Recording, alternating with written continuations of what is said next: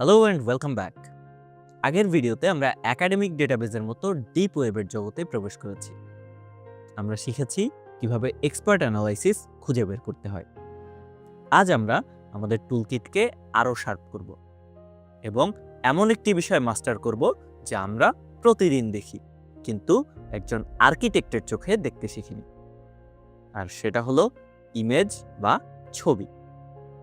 সাধারণ মানুষ ছবি খোঁজে, কিন্তু একজন আর্কিটেক্ট ছবি দিয়ে সার্চ করে। সে একটা ছবিকে শুধু ছবি হিসেবে দেখে না, সেটাকে একটা ডেটা পয়েন্ট, একটা ইনভেস্টিগেশনের স্টার্টিং পয়েন্ট হিসেবে দেখে। আজ আমরা শিখব কিভাবে রিভার্স ইমেজ সার্চ এবং মেটা ডাটা অ্যানালাইসিস ব্যবহার করে একটা ছবির পেছনের আসল গল্পটা বের করে আনতে হয়। চলো শুরু করা যাক। প্রথমেই আসি রিভার্স ইমেজ সার্চ।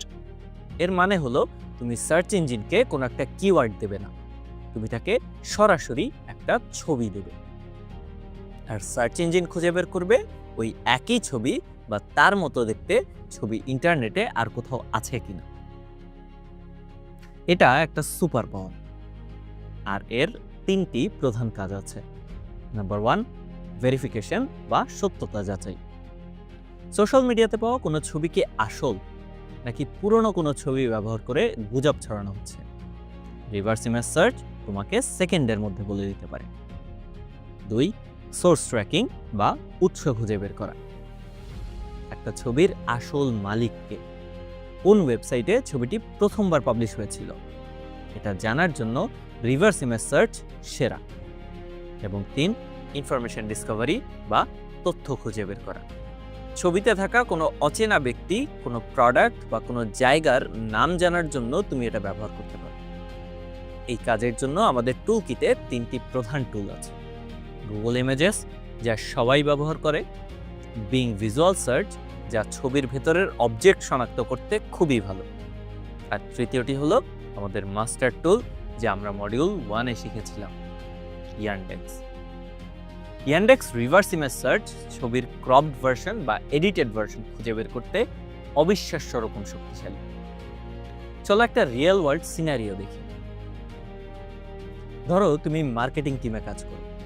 তুমি দেখলে তোমার কম্পিটিটর একটা ছবিতে একজন সফল ক্ষুদ্র ব্যবসায়ীকে দেখিয়ে ক্যাম্পেইন চালাচ্ছে। এখন ছবিটি কি আসল নাকি এটা একটা সাধারণ স্টক ফটো যা ইন্টারনেট থেকে কেনা? তুমি ছবিটি ইয়ান্ডেক্সে দিয়ে রিভার্স সার্চ করলে যদি দেখো ছবিটি বিভিন্ন স্টক ফটো ওয়েবসাইটে বিক্রি হচ্ছে, তাহলে তুমি বুঝে যাবে তোমার কম্পিটিটরের দাবি ততটা শক্তিশালী নয়। এটা একটা অসাধারণ কম্পিটিটিভ ইন্টেলিজেন্সের কৌশল। এখন চলো ইনভেস্টিগেশনের আরও গভীরে যাওয়া যাক, ছবির মেটাডাটা অ্যানালাইসিসে। মেটাডাটা হলো একটা ছবির ডিজিটাল ফিঙ্গারপ্রিন্ট বা ডিএনএ। এটা ছবির ভেতরে লুকানো ডেটা, যা খালি চোখে দেখা যায় না। এই ডেটাকে এক্সিভ ডেটা বলা হয়। এর ভেতরে থাকতে পারে কোন ক্যামেরা বা মোবাইল দিয়ে ছবিটি তোলা হয়েছে, ঠিক কোন দিন, কোন সময় তোলা হয়েছে, এবং মাঝে মাঝে কোন জিপিএস লোকেশনে তোলা হয়েছে।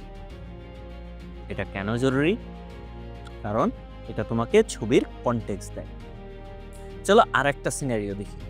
ধরো তুমি এইচআর ডিপার্টমেন্টে কাজ করো, আর একজন প্রার্থী তোমাকে তার হোম অফিসের একটা ছবি পাঠিয়েছে, এটা প্রমাণ করার জন্য যে সে রিমোট ওয়ার্কের জন্য প্রস্তুত। তুমি ছবিটি ডাউনলোড করে একটা অনলাইন এক্সিভ ভিউয়ার দিয়ে তার মেটাডাটা চেক করলে। তুমি দেখলে ছবির মেটাডাটা বলছে এটি 2 বছর আগে একটা পুরনো মোবাইল দিয়ে তোলা হয়েছিল। এর মানে ছবিটি সাম্প্রতিক নয়। এই ছোট্ট ডেটা পয়েন্টটি তোমাকে প্রার্থীর সততা যাচাই করতে সাহায্য করলো।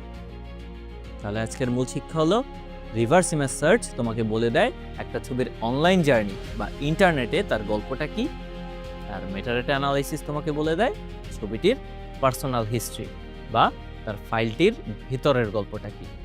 এই দুটোকে একসাথে ব্যবহার করলে তুমি আর শুধু ছবি দেখবে না, তুমি ছবির ভেতরের এবং বাইরের দুটো গল্পই পড়তে পারবে। একজন ইনফরমেশন আর্কিটেক্টের জন্য প্রতিটি ছবি হলো একটা কেস ফাইল। ছবি এবং টেক্সটের মতোই সোশ্যাল মিডিয়ার পোস্টগুলোতেও অনেক স্তর বা লেয়ার থাকে। পরবর্তী ভিডিওতে আমরা শিখব কিভাবে টুইটার, লিঙ্কডইন এবং ফেসবুকের মতো প্ল্যাটফর্ম থেকে অ্যাডভান্স টেকনিক্স ব্যবহার করে তথ্য বের করতে হয়। তোমার সাথে পরবর্তী ভিডিওতে দেখা হচ্ছে।